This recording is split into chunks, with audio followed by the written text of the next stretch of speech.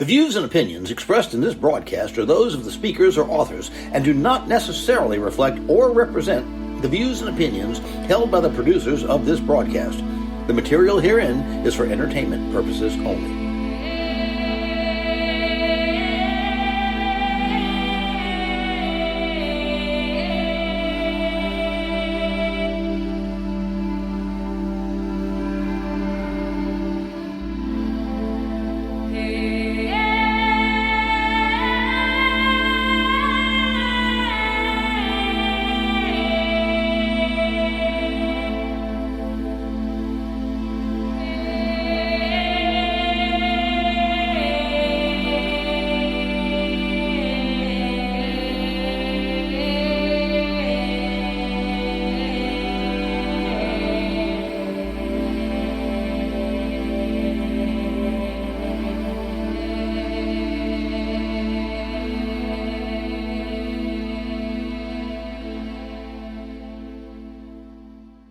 Welcome, Billy Roberts, to Afterlife Radio. Billy, it's so wonderful to have you.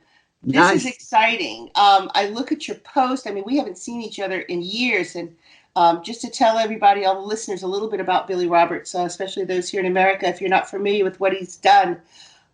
Billy is one of the greats of the mediumship world in England and in the paranormal world. He has done paranormal investigations. In fact, I worked with him on one many years ago here in New Orleans. He is a master in mediumship and psychic abilities. He's written many, many books on it. And Billy is here because he's also got such interesting things to talk about, such as interdimensional beings, interdimensional travel. And welcome, Billy. Hi, nice to speak to you again, Kalila. Nice to speak to you too. This is so exciting, so exciting. And I have, for a long time I don't see people's. Often I don't go on Facebook so much, and I don't see people's, day-to-day posts, and but that one caught my eye. You had I'm going to say what it said. You are a multi-dimensional cosmic being with the ability to traverse between various dimensions, even whilst you live in this world of earth, sky, and human habitations. And that just caught my eye, and I thought, wow. So what does that mean? We hear so much about multi-universes and being able to be in, that we're really in more than one place at one time. I mean, does that tend to be true? Well, this tends to transcend the phenomenon of astral travel. It's a little bit more than that. I mean, we have to understand that the human form is an electromagnetic unit of incredible power, drawing in and transmuting energy and discharging it, and is also contained within its own spectrum of color and light. Now, most paranormal enthusiasts will know what the aura is, but the aura is today a scientific as well as a metaphysical fact. In science parlance, the aura is referred to as human bioluminescence. It's an optical phenomenon that's seen around some deep-sea aquatic creatures. But it's a database of information. For anybody who has the ability to see the aura, will be able to access a broad spectrum of information about the individual to whom it belongs. It will tell you a lot about their past, their present, what they're going to do in the future. Even their health is contained in the bioluminescence. So we know that there's something unique about the human form. But man is an extremely complex, man and woman, I must say, before people write in and complain. Right. We are complex beings. We are, in fact, sevenfold creatures. We have 7 bodies, and each of these bodies is subdivided into 7, and so on in infinite succession. But we live in a particular world, a particular dimension, and these worlds, these invisible worlds, they interpenetrate each other. And most people know that we can probably travel in meditation. There's something in yoga or Buddhism called samadhi. It's a state of consciousness that we can glimpse just for a very short time in certain kinds of meditation. And samadhi is, you could equate it with nirvana, but touching upon that state of consciousness, you can also experience life in different spheres, different worlds. Now, this is completely contrary to what spiritualists believe, but I believe that when we pass over, for example, we don't really go anywhere. We just move from one dimension to another. And in the spirit world, there are no alternating periods of night and day.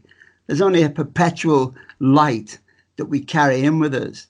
And it's possible through certain kinds of meditation to access these particular dimensions and experience life in them. So I believe that we are cosmic beings. We're quite special individuals.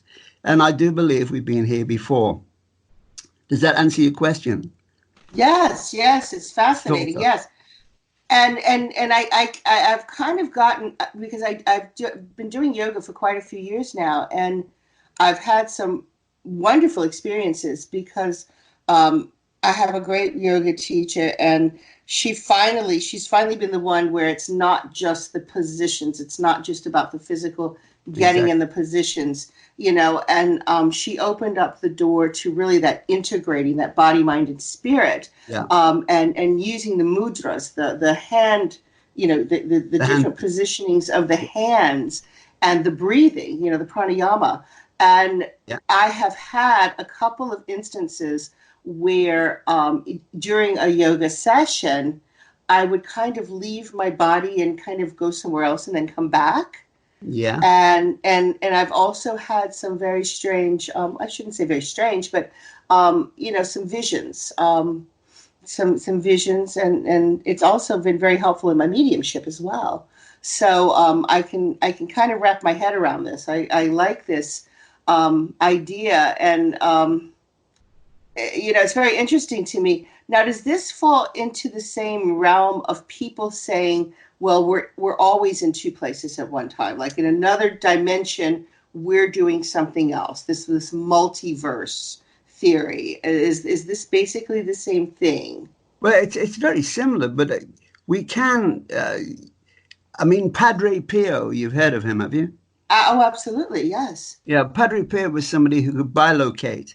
Even when he was alive, he could be in two places at once and performed his healing processes while he was still in the body. And even now he's passed into the spirit world. He's still experienced by many different people. And Padre Pio is quite personal to me because one of the ladies who was, one of the cases who was put forward for his beatification, I met, and she actually gave me some of the oil anointed by him. And I had it for quite some time. I used to use it. And also one of his crucifixes, which I had, but unfortunately I gave that to somebody who wasn't too well.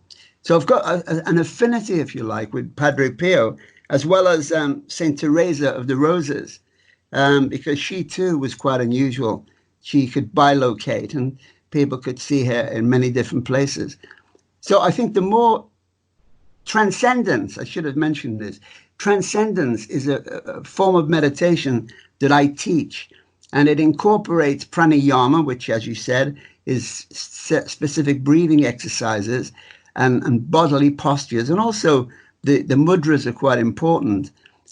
Each mudra means something in particular, and the more you practice transcendence, or in fact any meditation, the more proficient you will be at accessing these other dimensions. The majority of people often dismiss these experiences as imagination, and a lot of them are just imaginative. But the more you practice meditation and become accustomed to traversing from one dimension to another, the more vivid and the more experience you will have in them. So yeah, and yoga is quite important, hatha yoga particularly, because the asanas, the positions that you, as your teacher said, it's far more than an asana, than a bodily position, because you're integrating with some other place, some other universe, and you're directing your energies outwardly. And it's all fascinating to me. I mean, we've got to self-isolate for 3 months. So unfortunately, Kalila, you're here for 3 months listening to me going on about it all.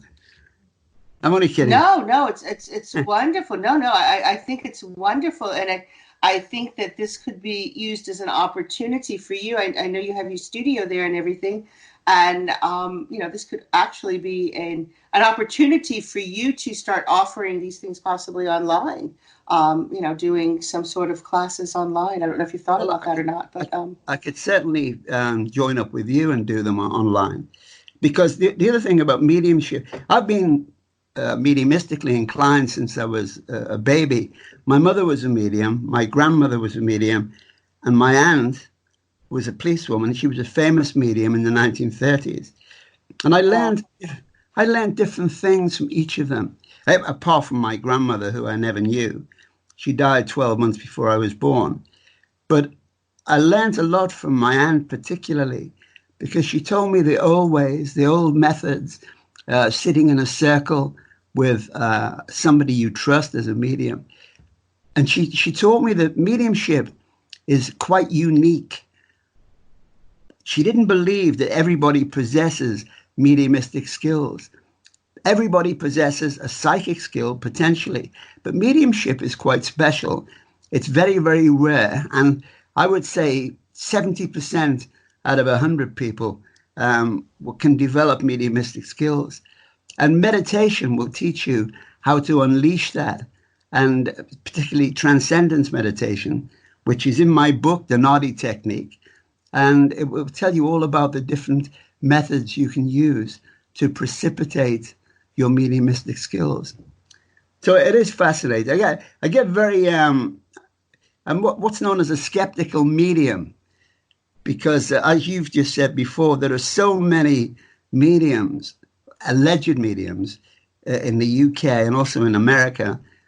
One asks yourself, are they all genuine? And I don't think so. I think there's a lot of potential out there, but I've also seen a lot of people who want what I call, the magic bean. They want, I want to do this right away. They want the instant gratification. They want to, take a couple of hours of a class, and then, a week later they're teaching a class, and it's like, okay, that's not really what it's all about. Yeah. And I've seen that more and more, and I've kind of pulled away from a lot of different circles and so forth, just because I didn't feel drawn to it. And I've learned so much. I've had many, many different teachers. I mean, you've taught me so much, and reading your books has taught me so much. And, I've studied with, wonderful people, Christine Morgan, Scott Milligan, just really wonderful people that I admire and respect. But I felt myself pulling more away from the spiritualist ideas of things and following more of the spiritist with Allan Kardec. Allan Kardec, yeah. Yeah, and so my circles that I'm in, we follow more of that philosophy, which it's not a whole lot different, but it's a little bit different. But as you know, my path, I had gotten involved a lot over the last couple of decades, being from New Orleans, getting involved. And I am primarily Catholic, but being involved in voodoo and Santeria and the African traditional religions. And they all used a lot of the spiritism in their mediumship developments, and, their ideas of what the afterlife is, and communication with the other side was very, very different. And like you said, in these traditions, they don't believe that it's somewhere else over there. It's just, it's just parallel to us. It's just right there. It's just there. You just reach out and you can touch it. And so it's very interesting. Some of my studies even brought me down to Brazil a couple of years ago. Wow. So, very interesting. A little bit of differences, but so I tend to go more in that direction. But I'm also very connected with, like I said, my yoga practice and a lot of the Eastern philosophies. And, you find that it's all connected. It's just all connected. just a different title, really. Well, in I think we might have